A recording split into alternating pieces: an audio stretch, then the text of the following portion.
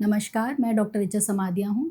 मैं आईवीएफ एवं infertility specialist हूँ भोपाल में। जो कपल हमारे साथ आईवीएफ की ट्रीटमेंट जर्नी में पहले सप्ताह में जुड़े थे, उनका एम्ब्रियो ट्रांसफ़र हो चुका है, बीटा एसीजी टेस्ट पॉजिटिव आया है और उनको गर्भ ठहर चुका है।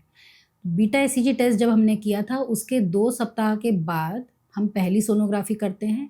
यानी कि इस समय पर ये जो कपल है, ये जो फीमेल है हमारे साथ जुड़ी हुई हैं, अब वो 6 सप्ताह की गर्भवती हो गई हैं।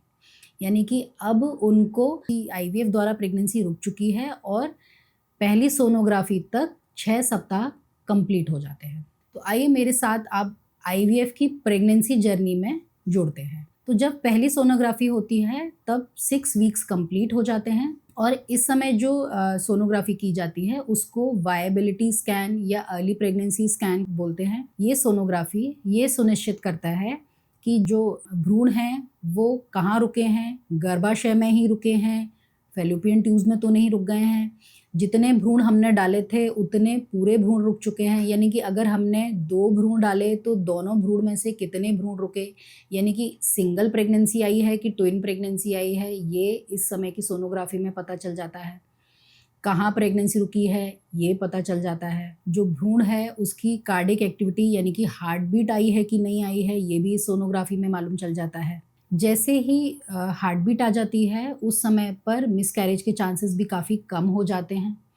इस समय की जो सोनोग्राफी होती है उसमें जो प्रेगनेंसी रुकी होती है वो कैसे दिखती है। सबसे पहले एक बड़ी पानी की झिल्ली होती है जिसको जेस्टेशन सैक बोलते हैं। उसके अंदर एक और छोटी पानी की झिल्ली दिखती है जिसको योक सैक बोलते हैं और योक सैक के पास में ही एक छोटा सा फीटल पोल दिखता है जो आगे चल के आपका बच्चा बनाता है। तो इस फीटल पोल में कार्डिक एक्टिविटी आ गई है कि नहीं आ गई है ये भी इस समय की सोनोग्राफी में दिख जाता है। सोनोग्राफी बिल्कुल सेफ होती है। सोनोग्राफी में जो यूज़ करते हैं वो साउंड वेव्स होती हैं जो कि प्रेगनेंसी में यूज़ करने के लिए बिल्कुल सेफ़ होते हैं। जिस तरह से एक्सरे में हार्मफुल एक्सरे रेडिएशंस होती हैं, ये वो रेडिएशंस नहीं है। तो सोनोग्राफी आपके और आपके बच्चे के लिए एकदम सेफ प्रोसीजर होता है। जैसा कि मैंने आपको अपने पिछले वीडियो में भी बताया था कि जब ट्विन प्रेगनेंसी होती है तो प्रेगनेंसी के दौरान ब्लीडिंग, स्पॉटिंग होना थोड़ा आम बात होती है, तो उसमें आपको डरने या घबराने की बिल्कुल ज़रूरत नहीं है। आप अपने डॉक्टर से कंसल्ट करिए। इस समय जो आपको और सावधानी रखनी है वो ये है कि जो दवाइयाँ आपको पहले से चल रही थी वो दवाइयाँ आपको अभी भी कंटिन्यू रखना है और स्ट्रिक्ट बेड रेस्ट की इस समय बिल्कुल आवश्यकता नहीं होती है। स्ट्रिक्ट बेड रेस्ट यदि सिर्फ आईवीएफ से प्रेगनेंसी रुकी है इसलिए हमें स्ट्रिक्ट बेड रेस्ट करना है, ऐसा बिल्कुल नहीं है।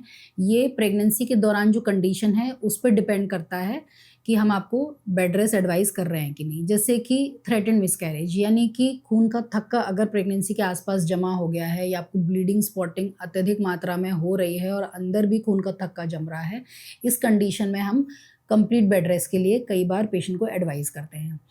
अन्यथा बेड रेस्ट की बिल्कुल आवश्यकता नहीं होती है। जो रूटीन काम आप अपने ट्रांसफ़र के पहले से कर रहे थे वो आप इस दौरान भी कंटिन्यू कर सकते हैं।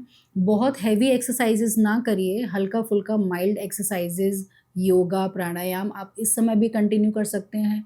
डाइट में भी बहुत अधिक चेंजेस नहीं होते हैं। कई बार इस समय पे कई पेशेंट्स को नौजिया होता है यानी कि जी मचलाने के लक्षण आते हैं, तो ऐसे में हम एक मेडिसिन डॉक्सिनेट करके भी स्टार्ट करते हैं जिससे कि नौजिया सेंसेशन थोड़ा कम होता है।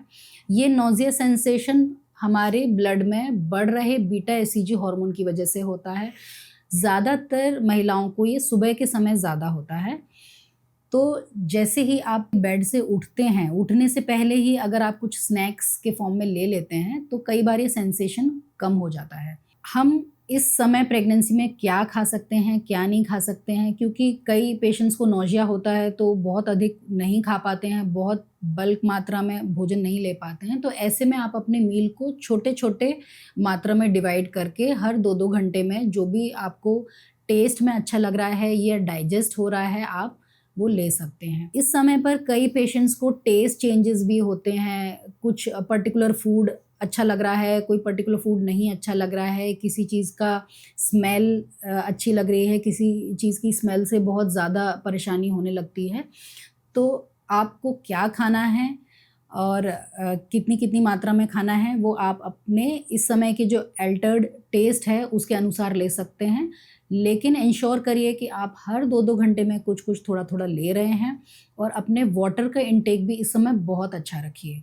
रेस्ट आप अपने सुविधा अनुसार कर सकते हैं। 6 सप्ताह का जो हमारा भ्रूण होता है वो एक मटर के दाने के बराबर दिखता है और ये भ्रूण कंटिन्यूअसली डेवलप हो रहा होता है। इस समय भ्रूण का विकास काफ़ी तेज़ी से हो रहा होता है। लिम्बर्स यानी कि जहाँ से आगे चल के हाथ और पैर बनेंगे वो बनना शुरू हो जाते हैं।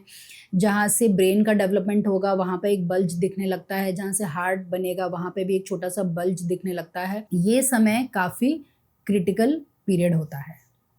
तो आई होप इस वीडियो में आपको अपनी आईवीएफ प्रेगनेंसी के 6ठे सप्ताह से रिलेटेड सारी सावधानियाँ, प्रेगनेंसी कैसी दिखती है और क्या क्या लक्षण आ सकते हैं वो सब पता चल गया होगा।